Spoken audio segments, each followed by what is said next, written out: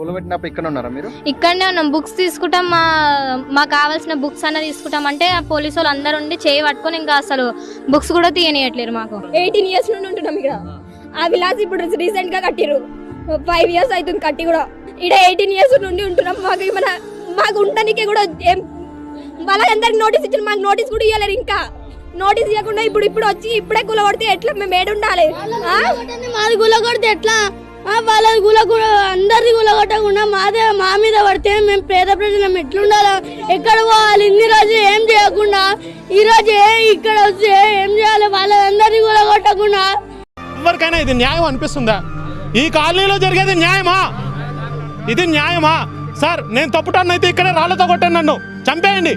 ఒక్కడైనా నేను తప్పుగా మాట్లాడితే కత్తితో వచ్చి పొడవండి. ఇప్పుడే నేను చెప్పేది అన్యాయమా?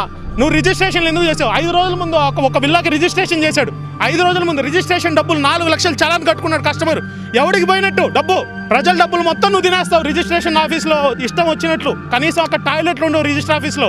నీకు సంగారెడ్డి రిజిస్టర్ ఆఫీస్కి వెళ్ళి చూస్తే కనీసం టాయిలెట్లు ఉండవు, మనుషులు నీళ్లు కూడా ఉండవు, యూరిన్ పోతే. నువ్వు దమ్మున్న మొగాడు అయితే